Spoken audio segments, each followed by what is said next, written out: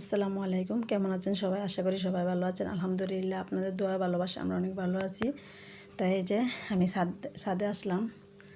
আজকে আকাশটা অনেক মেঘলা মেঘলা, তো কিছু কাপড় ছিল, এই জন্য আর কি নিতে আসলাম। এখানে আপনাদের সাথে ফুল বাগানটাও শেয়ার করলাম। যে ফুলের গাছগুলো ঘুরে ঘুরে দেখতেছি। আকাশটা আজকে অনেক সুন্দর, মেঘলা মেঘলা ওয়েদারটা। আর এখান থেকে যে মুরগির খামারটাও দেখতে আসলাম। মুরগিগুলা আদর দেওয়া হয়েছিল, কী অবস্থা। এখান থেকে যে পাশের বাড়ি একটা নারকেল গাছ, ওইটাও আপনাদের দেখাইলাম। এই যে এখানে ঘরে আসলাম এখন, আইসায় যে ফ্যানটা মোছা নিতেছি। ফ্যানটা প্রচুর ময়লা হয়েছে, সামনে তো কোরবানি চলে আসছে। এখান থেকে জানালার গ্রিলগুলো পরিষ্কার করে নিলাম ধুলাবাড়ির জন্য। তো জানালা পোছা শেষ, এখন চেয়ার দিয়ে মুছে নিতেছি।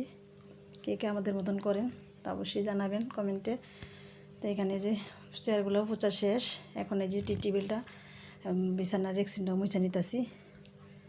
কেউ কিছু মনে করেন না যে রেক্সিন বিছানোর জন্য, গরমের দিন তো এই জন্য, ঠান্ডার জন্য আর কি রেক্সিনটা বিছানো হয়েছে। তো এটাও পরিষ্কার করে নিলাম একটু মুছা পানি দিয়া।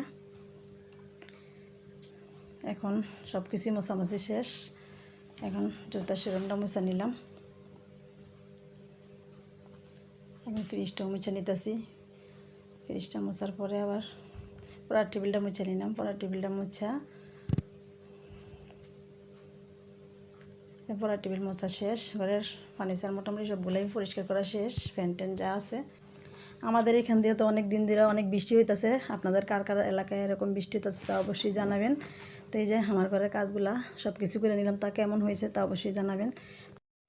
এই যে বৃষ্টির জন্য দেখেন না, জানালা গ্রিলে সব কাপড় চোপড় দেওয়া এলোমেলো সব হয়ে রয়েছে ঘরে। তো আপনারা এগুলা নিয়ে কোনো মন্তব্য করবেন না। কাপড় চোপড় সব বৃষ্টির জন্যই আর কি এগুলো দেওয়া আছে। বৃষ্টির জন্য ছাদে কোনো কাপড় চোপড় দিতেই পারতাছি না। এখন আরেক রুমে গেলাম, গিয়ে ওই রুমের বিছানাটাও পরিষ্কার করলাম। আরও কাম ছিল টুকটাক, এগুলো করে নিলাম। এখন এখন যে ঘরটা মুছছি, ঘর মোছার ভিডিওটা নেওয়া হয় নাই। এখন যে সিঁড়িগুলো মুছে নিতেছি।